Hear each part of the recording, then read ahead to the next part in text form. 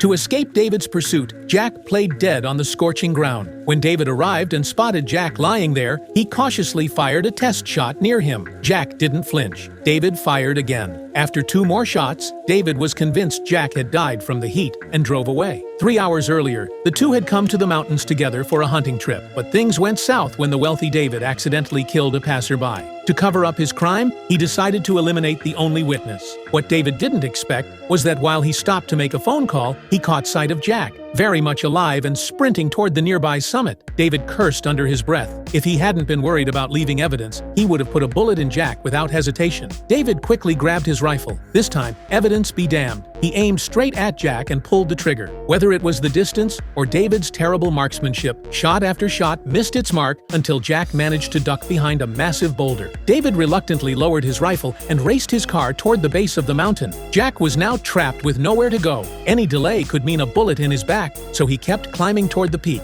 In the nick of time, Jack's memory served him well. He found a cave with what should have been a freshwater spring inside, but the drought had long since dried it up. Jack crawled deeper into the cave, desperately checking the spring again before curling up in despair. As night fell, temperatures plummeted. Jack shivered uncontrollably in the cold. Then he noticed a trickle of water seeping from the spring, a glimmer of hope. Outside, David wasn't in any rush. He knew the temperature had dropped drastically, and Jack had no clothes. If the cold didn't kill him, he'd have to come for supplies from the car. Just as David predicted, after regaining some strength, Jack crept out of the cave. While David was relieving himself, Jack slipped over to the car, silently opening the door and switching off the interior light. But before he could find the keys, David had finished his business. Jack grabbed some clothes and hid behind the car. The ajar door caught David's attention. After scanning the area and seeing no one, he figured Jack was either under the car or behind it. Without hesitation, David threw the car in reverse. At the last second,